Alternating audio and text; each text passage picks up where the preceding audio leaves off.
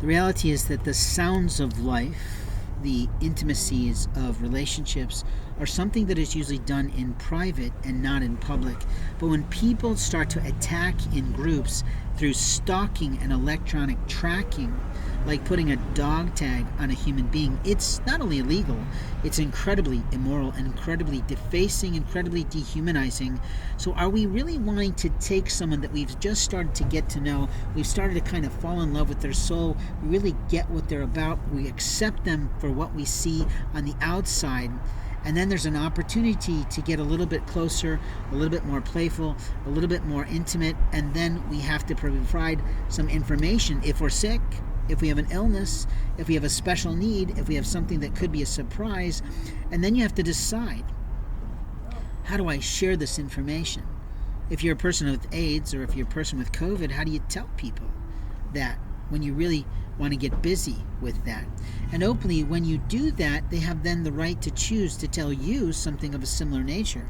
Well, I have a birthmark here that I'm not really crazy about, or I really hate the way my toes look like monkey feet, like my late Japanese spouse, and I loved her feet. But the point is that she would joke about it with me, and it was sort of a comment of intimacy. But at the same time, you're building a lifetime relationship, we'd hope, in terms of when you get physical, when you're having sexuality. But the bottom line, a human person's sexuality belongs to them. It's their business. It's not yours. And if you see them holding someone's hand, it doesn't mean that that's really an intimate relationship where there's sex going on. And if you see someone giving someone a kiss, it doesn't mean that either. It just means that they might have missed them, or they openly have an obligation to do so. And let's face it, in Hollywood, everybody kisses everybody, but there's a special technique, and they practice that so that they don't monkey it up. But there are some people that go above and beyond and actually do kiss somebody on the cheek. And I'm not sure that it's okay with the other person, but they might have arranged that in advance, or maybe they do have that relationship. I can't say, but people do in the world hold hands. Now, if I'm going too fast or if I'm going too slow, or if you're not getting what I'm saying, I want to let you know that another human being's interest in you in an intimate setting is usually a negotiation. It's usually a romantic dance. It's usually something hot and heavy, or it's usually something where you have to drop your pants. But at that moment of time, it's always a surprise, isn't it? How you share your package with someone else.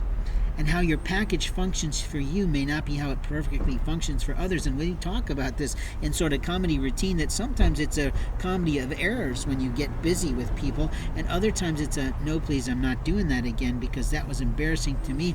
But at that point, at that moment of time, you're expressing yourself in your soul, in your spirit, in your lovemaking skills, in your willingness to be open to someone else's life, someone else's spirit. Or is it only just about the size of a package? Is it only just about the size of what the Japanese would call a small box? Or is it only really about someone going, I just had chicken pox, maybe this isn't a good idea.